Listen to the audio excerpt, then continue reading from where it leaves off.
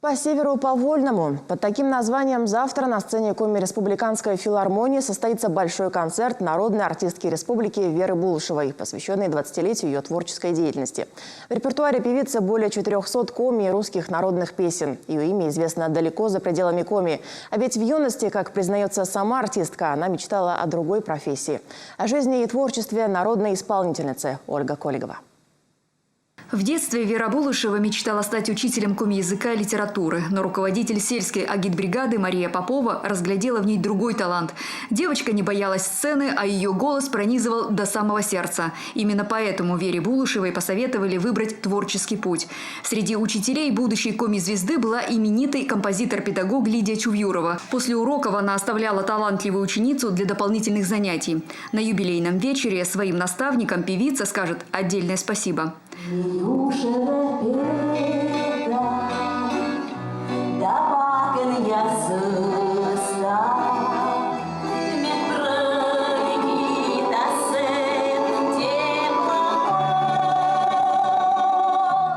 На творческом вечере, по словам Веры Булышевой и главного дирижера ансамбля «Ас-Якы» Алексея Чашникова, они уже 20 лет работают, что называется, душа в душу, прозвучат самые известные песни, которые получили признание зрителей. Например, одна будет обязательно в этом концерте – это «Ворса Гудок».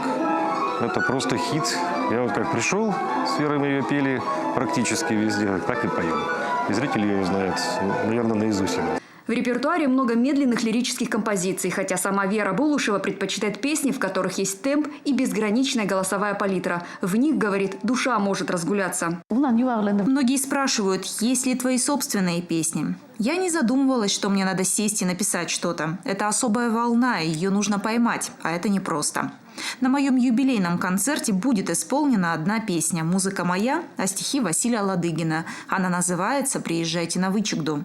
В юбилейный вечер помимо Веры Булышевой на сцене выступят ансамбли «Зарниёль», «Тагьясур», «Северная околица». Среди гостей и ученики народной артистки. Ее детская мечта стать педагогом все же осуществилась. Ольга Колигова, Юрий Никифоров, Артем Рольский, Вести Коми.